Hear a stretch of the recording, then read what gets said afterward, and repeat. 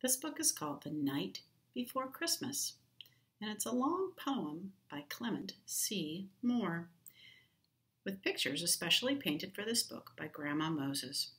Grandma Moses is interesting for a lot of reasons, one of which is that she really was a grandma, and she didn't start painting until she was more than 70 years old, which just goes to show you that you can start learning new things anytime in your life. 'Twas the night before Christmas, and all through the house not a creature was stirring, not even a mouse. The stockings were hung by the chimney with care, in hopes that St. Nicholas soon would be there.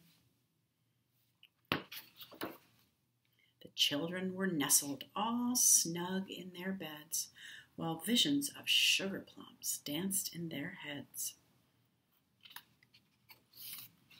Mama in her kerchief and I in my cap had just settled our brains for a long winter's nap, when out on the lawn there arose such a clatter, I sprang from my bed to see what was the matter. Away to the window I flew in a flash, tore open the shutters and threw up the sash. The moon on the breast of the new-fallen snow gave the luster of midday to objects below, when what to my wondering eyes should appear but a miniature sleigh and 8 tiny reindeer. With a little old driver so lively and quick, I knew in a moment it must be Saint Nick. More rapid than eagles his coursers they came. He whistled and shouted and called them by name. Now Dasher, now Dancer, now Prancer and Vixen, on Comet, on Cupid, on Donner and Blitzen. To the top of the porch, to the top of the wall, now dash away, dash away, dash away all.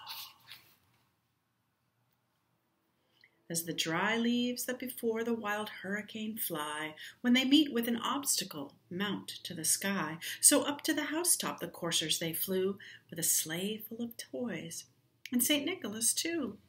And then, in a twinkling, I heard on the roof the prancing and pawing of each little hoof. As I drew in my head and was turning around, down the chimney St. Nicholas came with a bound. He was dressed all in fur from his head to his foot. His clothes were all tarnished with ashes and soot. A bundle of toys he had flung on his back. He looked like a peddler just opening his pack. His eyes, how they twinkled, his dimples, how merry. His cheeks were like roses, his nose like a cherry. His droll little mouth was drawn up like a bow, and the beard on his chin was as white as the snow.